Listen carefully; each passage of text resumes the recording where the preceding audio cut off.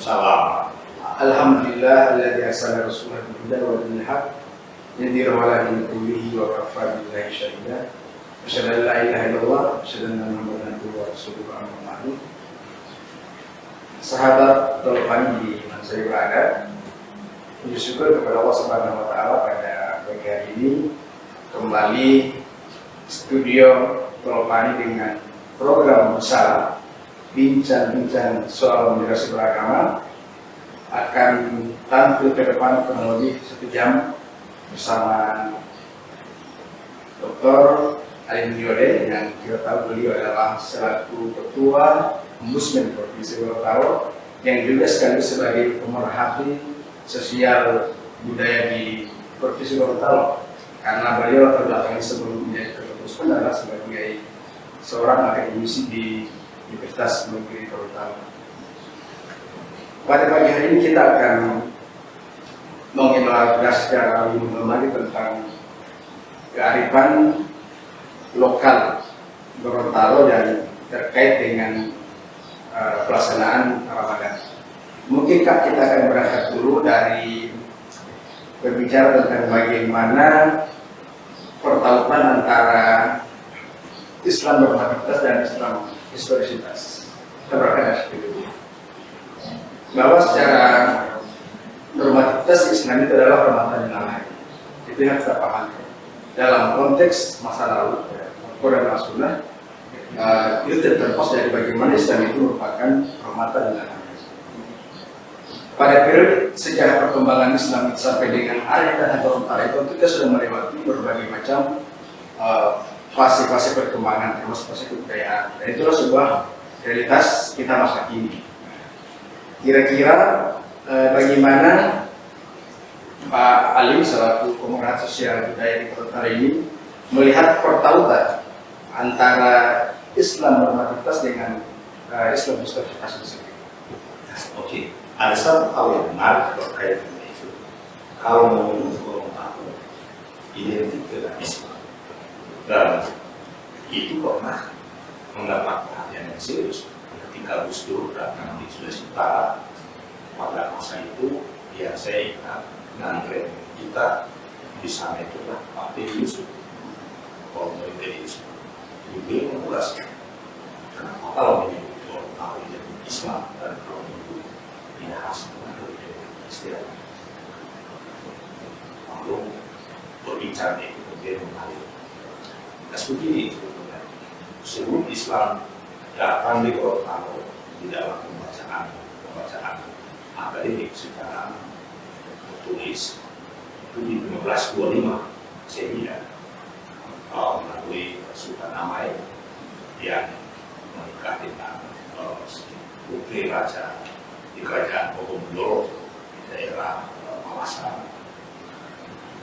Sebetulnya abad keempat sebelum Masehi di Gorontalo itu ada 2 subetnik di sekolah yang bermukim di Kerajaan Warda. Kerajaan Warda itu karena Khalid adanya di sekitar dataran tinggi bawah Nil Suawa atau sekarang yang disebut Dino. Subetnik yang saya sebutkan itu ada yang disebut Witohia dan Filologia. Witohia sering disebut bangsa Komodo dan Filologia bangsa yang terdampak atau subetnik.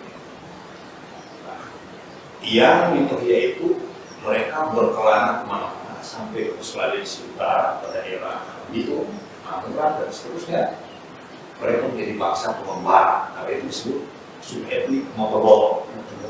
Sedangkan Filologia itu menetap tidak boleh kawin mawin dengan yang tua, mereka harus tetap tinggal di sini. Yang mengembangkan Gorontalo termasuk bangsa Gorontalo itu adalah Witohia. Ya. Nah, di masa itu sudah dikenal apa yang disebut dalam istilah bahasa Surawa Tomitano Otomitania. Apa itu artinya? Tuhan yang esa dan satu-satunya yang Maha Esa. Maksudnya istilah Tuhan ya? Iya, yang sebelum Islam datang sudah terjadi. abad keempat sebelum Masehi. Jadi Islam masuk di Gorontalo itu 1525 Masehi. Ini abad keempat sebelum Masehi. Jadi sebelum ada kerajaannya Sriwijaya, sebelum ada Islam masuk ke Indonesia, ini sudah ada keyakinan tentang tauhid atau monoteis. Itu lama sekali bertumbuh dan kadang juga mendapat varian macam-macam. Akhirnya ketika Islam datang dan dijadikan sebagai agama kerajaan oleh Sultan Ahmad, ada bentrokan di sini. Saling menerima luas dan di dalam bahasa lokal itu disebut motoboa, ya, antara tradisi yang berkembang dari agama-agama lokal di Gorontalo sebelum Islam dan kemudian agama Islam yang literal formal masuk. Terus, itu historinya sehingga kemudian penerimaan masyarakat atas Islam di Gorontalo persis seperti apa yang disebut dengan penetration Pasifik Renaissance yang ada di tanah Jawa melalui Wali Songo. Ya, sebelum putaran Wali Songo terjadi di Jawa, di Gorontalo itu terjadi pada awal kan. Nah, jadi keyakinan atau tauhid la ilaha illallah yang datang kemudian dari sisi kebiasaan dari sisi itu sudah menjadi bagian dari kehidupan masyarakat di Gorontalo yang waktu itu kehidupan masyarakat itu masih terbatas di wilayah kerajaan Wanda. Gorontalo itu masih dalam benang air. Yang masuk di kota Gorontalo. Kota Gorontalo masih dengan air. Masih dengan air. Jadi kehidupan di kota ini gimana? Ya, masyarakat kita hidup di sekitar itu. Ya, itu kemudian terkenal dengan sebutan Pulau Gam, Kudu Lagi-Lagi, bukit-bukit yang terkenal dengan air. Ya, seperti itu awalnya. Nanti kemudian setelah Islam datang, kebiasaan-kebiasaan yang ada di Gorontalo saat itu, ya lalu kemudian berfluktuasi dengan Islam, dengan Islam. Di dalam akulturasi itu ada hal-hal yang kemudian secara adat itu ditetapkan menjadi bagian adat Gorontalo. Nah, misalnya pada saat Islam datang itu di bawah Hussein Islam di dalam kerajaan, ada inisiasi upacara yang terkait dengan PA, ya, itu bodoh. Pakai sekarang pakai apa namanya kuning skapul ya bendera dan konstitusi dengan apa dulu inisiasi itu pernah ada Islam di dalam kerajaan dan itu yang dipakai untuk mengambil udara. Ada riwayat mengatakan udara ekskluman hal-hal selalu makan itu kecuali setelah Islam masuk. Lalu kemudian Galileo mengakui sesuai ini tidak boleh berarti langsung panggil ya. Ya, itu inisiasi adalah bagian dari proses pengislaman secara massal. Di Islamnya mereka itu di sini Islam tidak sendiri-sendiri, Islam massal. Maka Islam menjadi agama kerajaan di Gorontalo. Begitulah. Secara singkat peristiwa kepercayaannya di mana Islam yang normatif kemudian berjumpa dengan Islam yang populer seperti kata Masam TV juga ya berkulturasi dan jadilah Islam yang khas dalam karakteristik sosial budaya masyarakat Gorontalo. Sahabat Tuhan yang berada, sesaat lagi kita akan lebih mempertajam tentang perspektif Islam dan kebudayaan yang disampaikan oleh Pak Yudhiyode. Maka jangan kemana-mana. Sahabat telepon setelah saya berada, kita akan lebih melihat rasul secara mengalam tentang pertanyaan antara Islam dan kebudayaan. Tadi menarik sekali sampaikan oleh Pak Alim tentang bagaimana orang Gorontalo yang bertempat tinggal di daerah Sulawesi dari masa yang atau saya tidak terlalu paham itu. Ternyata potensi ketuhanan itu sudah ada jauh sebelum Islam masuk ke Gorontalo. Sehingga ketika Islam masuk ke Gorontalo, masyarakat Gorontalo itu kan tidak lagi merasa semacam kegiatan, karena memang potensi-potensi wilayah itu sudah ada dalam tatanan masyarakat Gorontalo. Saya teringat dengan sebuah kaidah mengatakan bahwa al-ada itu mahkamah, bahwa adat itu merupakan sebagai sumber.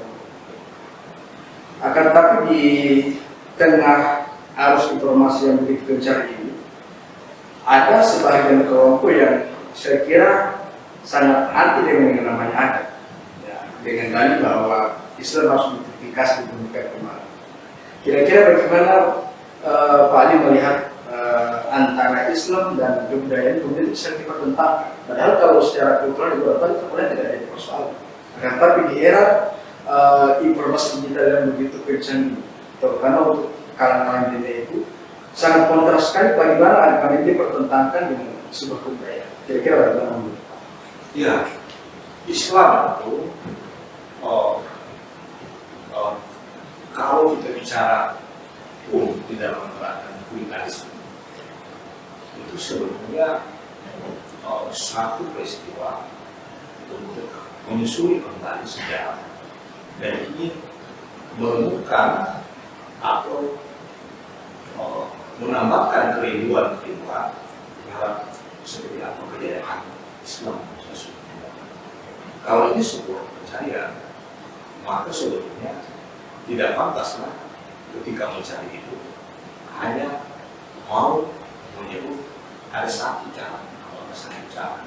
Di dalam surat Yusuf disebut masuklah kamu lewat beberapa pintu dan masuk hanya dari satu pintu. Mengapa? Agar kita menjadi lebih terbuka perspektif. Islam itu tahu kalau kita bicara soal itu. Bermula dengan keyakinan la ilaha illallah Muhammad Rasulullah. Lalu kemudian kalimat revolusioner hanya mempertahankan Allah. Ini kita jawabkan di dalam kehidupan sosial. Di dalam kehidupan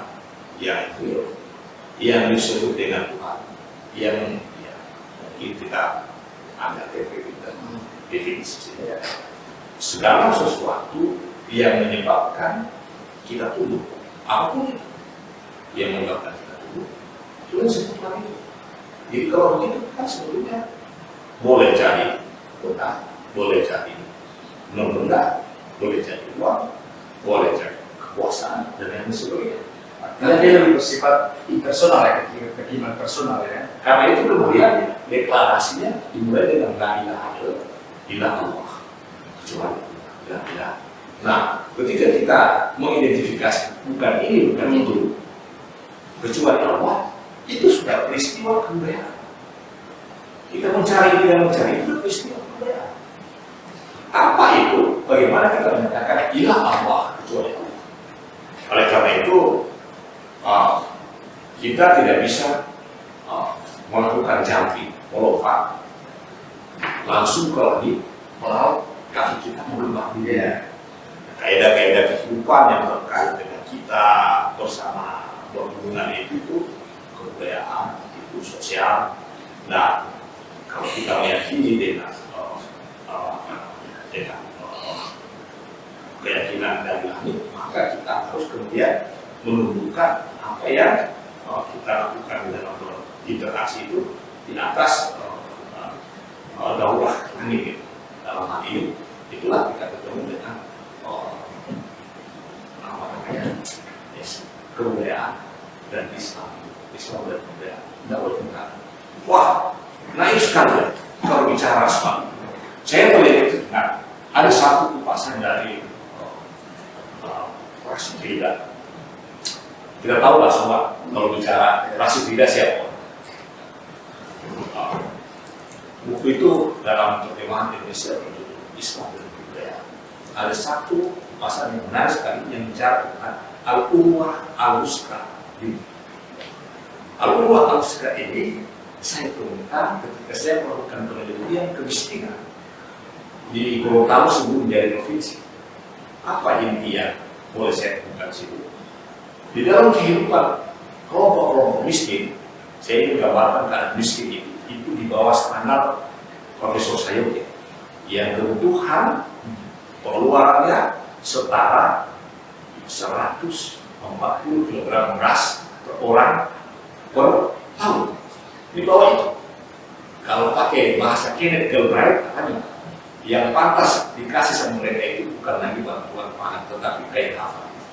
Karena mereka sudah sangat susah sekali. Tapi mereka survive dan bisa bertahan hidup. Saya sampai sekarang masih ingat nama-nama mereka, tempat tinggal mereka, dan foto-fotonya saya simpan di dalam. Padahal itu saya lakukan di tahun 90.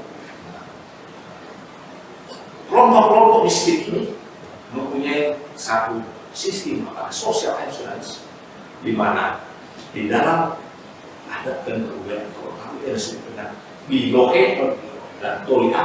Saya mengkalkulasikan pendapatan mereka dari menanam jarum itu dalam satu kali panen, apakah cukup untuk mereka makan? Ternyata minus setelah dikumpulkan. Tetapi dalam kehidupan mereka, biloke dan tolia itu antara kesana pakai KPD, pakai mana, pakai lampu, itu mengangkat berapa liter jagung itu ya. Padahal tidak cukup. Tapi mereka hidup dan survive. Wah, setelah kita teliti mendalam, ternyata itulah asuransi sosial, garansi sosial, di mana mereka saling membeli dan saling bertukar. Itulah yang disebut dengan al-quwwah al-muslimah. Bersayang-sayanglah kamu mengolah alam ini, bukan sebagai diri kamu sendiri, tetapi kamu sebagai makhluk dan hamba. Kamu punya semua dan berarti saya luar biasa. Masya Allah. Luar biasa ya, luar biasa Encak mengolah berpikir dari Pak Alim ini selaku pemerhati kebudayaan dan sosial di Gorontalo ini. Ada tadi yang sangat menarik tentang bagaimana Islam melakukan perjumpaan dan budaya. Ini kita perlu pada tema kita pada hari ini, yaitu tentang kearifan lokal Gorontalo. Kira-kira kalau menurut bacaan selama ini yang Pak Alim terus dalam berbagai macam literatur atau naskah kayak di Gorontalo, sejak kapan atau katakanlah awal sejarah mana Islam itu melakukan perjumpaan kebudayaan di Gorontalo? Starting ini dari mana tadi? Awalnya dari mana? Oke, jadi sejak Islam masuk di sini menjadi agama kerajaan secara formal di bawah pemerintahan Soekarno di abad 16 atau 1525. Mulai saat itu perjumpaan antara Islam dan Arab sudah berlangsung dan kemudian secara natural mereproduksi berbagai macam karya, berbagai macam perubahannya dengan kekuatan karya seninya. Maka kemudian lahirlah apa yang disebut sampai hari ini 185 butir warisan adat dan kebudayaan Sultan Anak untuk Gorontalo. Nah, itu mulai dari sebelum lahir. Seorang anak masih di dalam perut ibunya, bahkan ada leningo sebelum anak itu terjadi di dalam perut ibunya, masih bapak dan ibunya ketemu. Itu benar-benar kalau ada waktu kita bahas prosesi tersebut itu luar biasa. Nah, itu sudah mulai bicara tentang Islam dalam konseptualisasi perjumpaan Islam dan Gorontalo. Itu yang mulai terjadi, apalagi dia ulang tahun dan seterusnya, sampai kemudian meninggal dan semua peristiwa itu. Di 185 itu poin utamanya. Ada lagi percakapan lain itu sangat dekat. Hari ini kita ya aktual dari 185 itu. Kalau saya mau hitung-hitung, itu maksimal kita dapatkan 40 ya. Iya. Jadi sudah lebih dari 100 itu sudah mulai terlupakan. Baik, saya teman saya berada semakin kita perdalam kajian kita semakin menarik ya sebenarnya. Tadi saya datang dengan tadi 185 nilai kebudayaan yang setelah dikatakan oleh Sultan Abai tadi, kemudian kalau kita proses sekitar 40. Dari katakan dari kita dari 40 ya, dari 40 nilai kebudayaan telah kita peras begitu berupa. Kira-kira kebudayaan yang berhubungan dengan Ramadan ya, pelaksanaan Ramadan di Golkar itu kira-kira diawali sejak bulan apa kira-kira? Katakanlah apakah mungkin diawali dari bulan Rajab, Ramadan, dan seterusnya? Ya Pak, Andi kira-kira bagaimana membuka mereka tentang lain. Ini sesuatu yang menarik dan khas. Dan barangkali kalau kita buka sampai ke Bilotoke, jangan-jangan ini belum pernah didengar orang. ya. Jadi saya mau bilang begini, di bulan Rajab itu memang banyak cerita dari Pak Kiai bagaimana utamanya dan kesiapan untuk menyusul Ramadan. Di tahun-tahun yang saya alami akhir 60-an dan 70-an, bulan Rajab itu ditandai dengan ledakan bumbu. Oh iya, betul.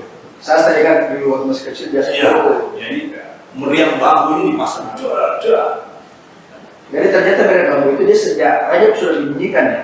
Tidak nanti di awal Ramadan. Bukan di awal Ramadan, di Rajab ya. Masih 3 bulan puasa. Itu mengingatkan 3 bulan lagi akan masukkan bulan yang mulia dan kamu bersiaplah. Semacam kota gitu ya. Kota untuk bersiaplah itu bunyi-bunyian kemana-mana. Tapi tidak seintens nanti pada saat memasuki Ramadan. Tapi itu sudah mulai. Ketika itu sudah bunyi, orang tidak hanya mempersiapkan mengecat rumah dan sebagainya, tetapi amalia-amalia yang terkait dengan bagaimana mensucikan batin, bagaimana puasa, sunnah, bagaimana zikir dan lain sebagainya, itu sudah dimulai pada saat itu. Sudah mulai intens untuk menyambut bulan yang dimuliakan di Rajab, kemudian makin dekat ke Sya'ban dan seterusnya. Nah, selain itu, untuk menyambut kemuliaan bulan itu, lalu kemudian orang melakukan aktivitas Molangilo. Ya. Di Molangilo itu ada juga di 185 ada tadi. Ada. Ya. Nah, Molangilo itu dalam rangka untuk menyambut bulan Ramadan, sehingga kalau kita mau sholat tarawih sama-sama, maka di atas. Nah, jadi panca indera kita diarahkan oleh peristiwa-peristiwa kebudayaan untuk menyambut Ramadan. Mulai dari telinga, kemudian hidung kita yang harum-haruman, kemudian juga kesiapan makanan juga untuk Ramadan, orang persiapkan yang makan ini, makan itu, untuk kue-kue, bikin ayam, bikin ini dan itu udah mulai disiapkan sebelum Ramadan ini. Kota malam pertama Imeru, nah itu juga ada tradisinya malam itu Imeru. Lanjut sesudah Imeru ada peristiwa Kudu tengah-tengah, lalu kemudian itu Bilotoke. Kalau sudah masuk di sepanjang bulan Ramadan, tradisi mau mengaji, mau buka, itu semua bagian daripada 180 hari. Hampir setiap rumah melakukan seperti itu secara organik. Apalagi ketika kemudian sesudah 15 ke atas itu kan sudah mulai gelap. Ke masjid waktu itu belum ada listrik, lampu mulai kurang, jadi mereka sudah berpasang kompor. Itu paling ramai nanti kemudian ketika bulan gelap sekali dan bertepatan itu 27, 28, 29. Nah, katanya dalam rangka itu relatif pemasangan. Padahal memasang lampu yang dimaksud itu peristiwa lahiriah, peristiwa ini. Sebelum lampu itu dipasang, ada peristiwa batinnya. Apa yang saya peristiwa batinnya?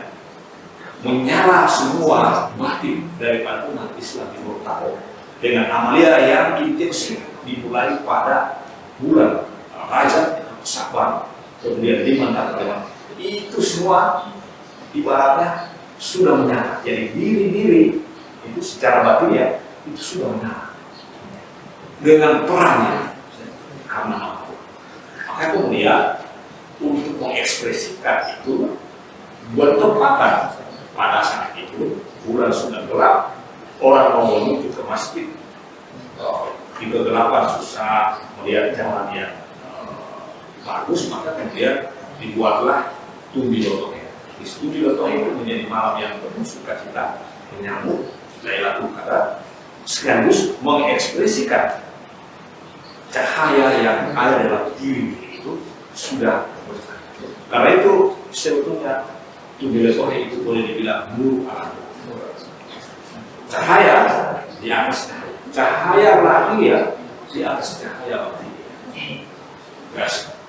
Keliru kalau kemudian tradisi itu hanya kita rayakan untuk menyalakan cahaya lahirnya. Apakah pakai minyak tanah, minyak istri, itu ekspresi bagian daripada Islam esoteris, apa yang diyakini di dalam heart of religion ya. Ada yang harus kita cahaya. Cahaya itulah pencahayaan yang selalu dihimbau dalam ayat sebelumnya agar kita lalu dari otak. Gitu.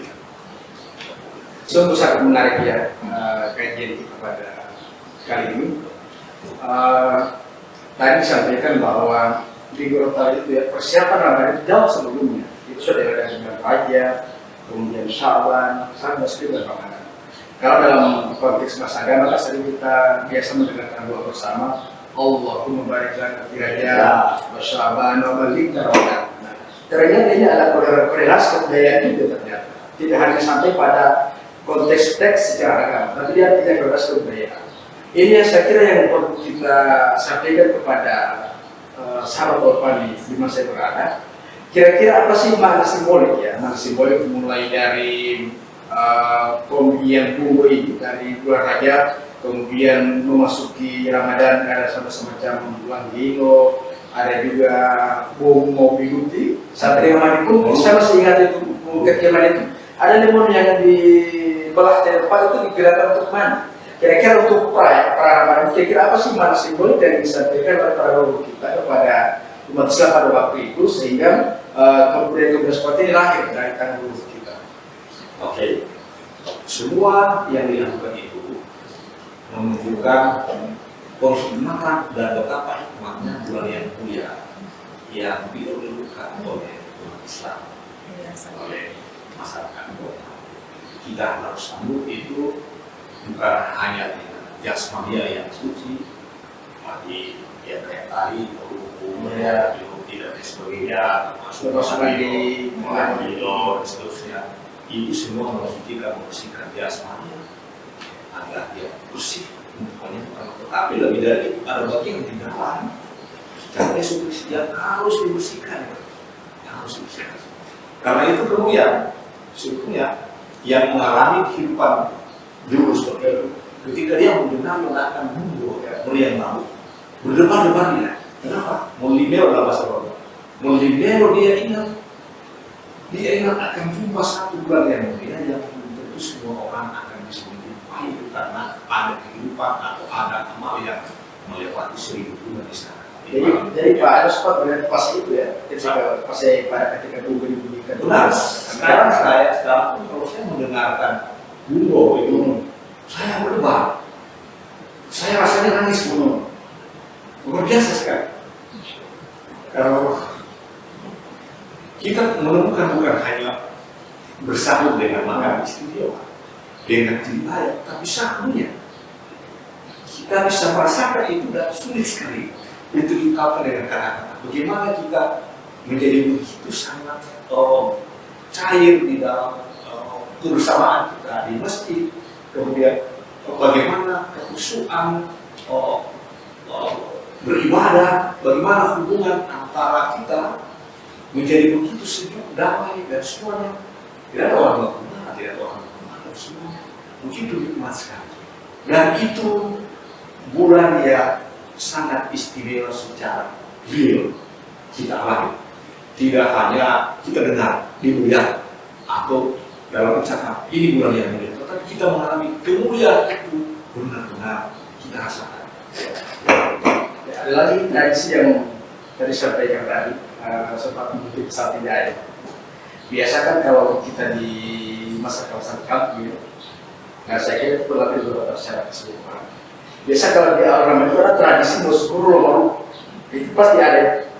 Ya sangat jarang orang ketika dia mengawali sahur perdana itu mungkin dengan sangat jarang. Rata-rata di fase identik dengan musuh lalu atau sahur dengan ayam kamu atau kamu.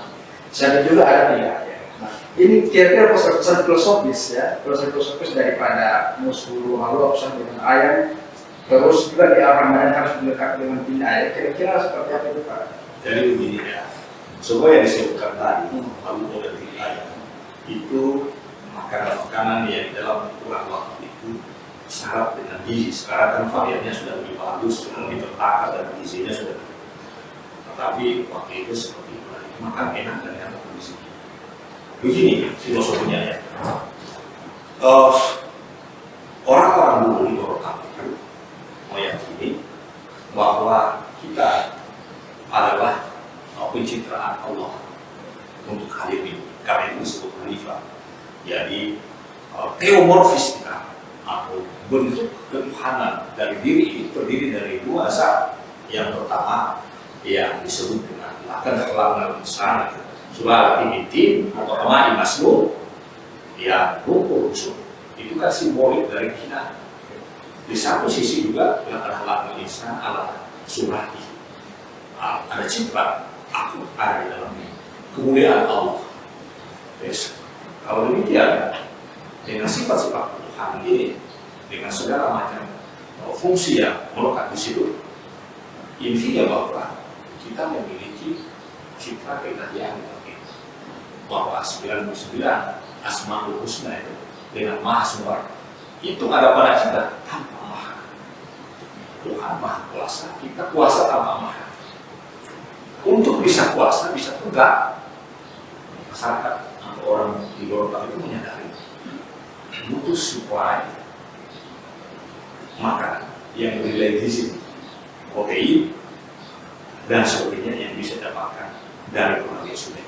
Awal kalinya sumber itu mereka temukan dengan ilmu yang sederhana. Itu ada di dalam makanan-makanan yang kita sebut sebagai sumber karbohidrat, ada di ubi, di bete, talas, dan seterusnya, jagung.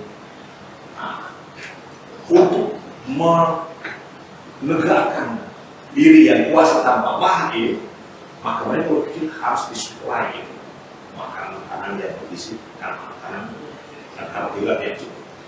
Dengan pengetahuan seperti itu, lalu bergerak mereka menanam ini dan itu, sehingga kemudian makanan itu mereka sebut ilah. Saya jumpa dengan Pak Jakaria Melo, tokoh kami, dengan Profesor Kasim Mata di sana berjumpa, dan saya sebut ada satu yang unik di Gorontalo. Di mana-mana Tuhan disembah, tapi di Gorontalo Tuhan dimakan. Bagaimana bisa? Saya tanya pada yang hadir, apa masalah Gorontalo dari nasi? Ilah. Sejak kapan kata ilah ini menggantikan kata nasi? Saya ketika pertama datang di Gorontalo tahun 94 saya jumpa dengan Profesor Mansur Patena, ahli bahasa Gorontalo. Kita berdiskusi intensif di Masjid Sabil Fasad, puasa seperti itu. Saya bilang seperti itu. Saya tanya sama beliau sekarang, kapan kosakata ilah ini ada di dalam kosakata? Ini surapan. Dan saya mengatakan itu sejak Islam dikenal. Penghayatan mereka tentang tadi itu baru mengantarkan mereka menyebut kata itu dengan kata ilah Allah. Ilah Allah. Apa maksudnya ilah? Itu simbolik. Itu kekuatan. Kita membangun kekuatan dan kekuasaan untuk membangunkan bumi ini sebagai perwira dan tugas kekhalifahan. Dan dengan kata itu mereka menemukan teknologi pertanian. Mereka mulai menanam ubi-ubian, menanam termasuk beras, padi dan seterusnya, Polisa Satifah yang dikenal di Gorontalo. Mereka kemudian membangun sistem pengairan, teknologi pengolahan, sehingga lahir apa yang disebut kita tidak. Itu semuanya itu bermodernasi. Lalu ada berkenaan dengan itu pula sistem perbintangan. Bagaimana saat menanam yang tepat yang disebut panggolan. Ingat satu kata, ilah ini mengantarkan apa yang pada masa Bukti dan aku disebut dengan bunga, semacam bank atau baitul mal, terjadi surplus ekonomi pada saat itu karena mereka menanam. Semangat menanam itu dari kesadaran tentang keilahian. Kita adalah pencitraan Allah di bumi dan mengemban tugas kekhalifahan sebagai khalifah. Ya, kita harus memakmurkan bumi. Karena itu kita lakukan ini. Jadi aspek-aspek penghayatan terhadap nilai-nilai tertinggi ketuhanan, keilahian, keislaman yang dihayati secara esoteris, kemudian itu diekspresikan di dalam kehidupan bermasyarakat, membangun kekuatan, membangun kekuasaan dengan satu. Itulah sebabnya kekuasaan di dalam budaya Gorontalo itu dibagi atas dua, kekuasaan lahir dan kekuasaan batin. Kekuasaan lahir itu mengatasi kekuasaan batin. Eator kemudian 1673 menafsirkan kekuasaan lahir itu adalah pada rakyat, dan itulah yang disebut demokrasi. Haga Sihler kolonial Belanda yang mulai masuk Gorontalo tahun 1705-1750, lalu kemudian resmi dengan sistem pemerintahan langsung tahun 1909, melihat kenyataan-kenyataan yang dibangun di lokasi mereka heran. Oh ini ya, lalu oh ini ada kekuasaan ini yang disebut dengan kekuasaan lahir di atas kekuasaan batin. Mereka sebut, oh ini demokrasi. Itulah kemudian si Richard Tacon menulisnya dalam satu buku judulnya The Last Cup in Gorontalo halaman 81. Dia akan satu kata yang sudah untayan atau potongan dari kalimat good English pistur bisa. Kalau bahasa sekarang inilah clean governance, pemerintahan yang baik ya. Baru ini saya lihat, saya bukan selama saya berjalan dari mana ke sini, itu bukan di Gorontalo. Dari mana itu baik? Dia bangun dari penghayatan nilai dan nilai. Bayangin ya, teknologi pertanian yang menghasilkan surplus ekonomi, ada kelembagaan seperti Baitul Mal atau semacam bangla, itu terjadi hanya dengan mengintroduksi satu kata, ilah Allah. Dibangun kata ini tidak hanya di dalam keyakinan sebagai nilai norma ketuhanan, tetapi juga sebagai nilai dan norma yang harus ditunjukkan sebagai pencitraan Allah yang diberikan kepada kita sebagai khalifah. Canggih kan? Luar biasa samudra pengetahuan ya dari Pak Dr. Ali ini. Semakin kita menjalankan Allah, semakin kita menemukan mutiara-mutiara kearifan yang barangkali sampai dengan saat ini mutiara kearifan itu jarang kita ketahui karena kita kadang berpikiran kami saja tanpa menyelam secara dalam.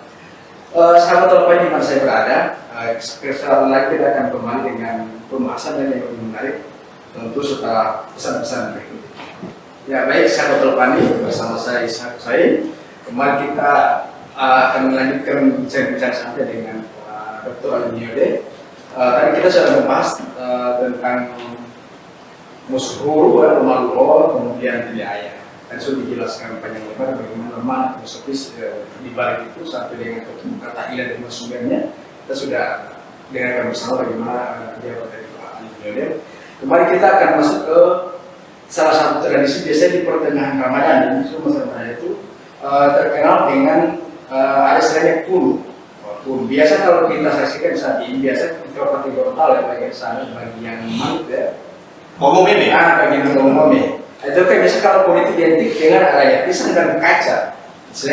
Kaca berbentuk. Nah, kira-kira mana sih pesan-pesan simbolik yang disampaikan antara tradisi kulu dengan pisang dan kaca seperti apa Pak?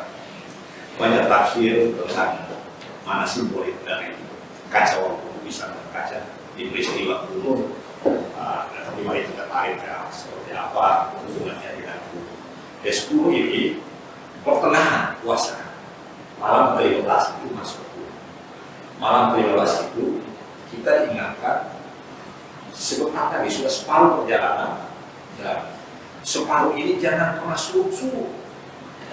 Kita harus lebih intensif lagi karena kita akan menjelang satu peristiwa yang luar biasa sekali seperti saya tadi ya. Kedua itu. Nah, karena itu mereka mengingatkan Mahwil Kuno ya, sudah masuk pertengahan ini. Kalau ada yang mengatakan sudah penggantian namanya sudah menutup. Sebetulnya bukan menutup, tetapi penggantian itu makin menanjak untuk mencapai puncak. Ya. Cuma karena kita sudah latihan 15 hari pertama, maka 15 hari yang itu terasa tidak berapa, tapi itu lebih menanjak. dia menuju puncak makin terjal. Untuk menandai itu, maka kemudian kita dikawal dengan pembacaan doa kudus pada setiap rakaat terakhir dari sholat witir, gitu ya. Untuk mengawal kita menanjak makin mendaki itu, kawal sebenarnya makin mendaki. Iya, bukan menurun. Tapi karena latihan 15 hari pertama itu membawa kita untuk 15 hari berikut tidak lagi terasa berat bagi fisik. Makanya di tingkat menurun. Padahal dia dari sisi filosofinya dia makin menanjak untuk mencapai peristiwa kemudian yang paling puncak di peaknya. Nah, kaca wau ini kembali tradisi yang dibikin untuk mengingatkan publik pada semua orang bertemunya kesan 15 pertama dan 15 sebelum. Ingat, ini puncak. Ini enak sekali. Anda makan kacang sambil makan pisang. Ini betul-betul nikmat. Dan ingat, nikmat ini belum berakhir. Ini baru 15. Masih ada 15 berikut yang lebih nikmat lagi.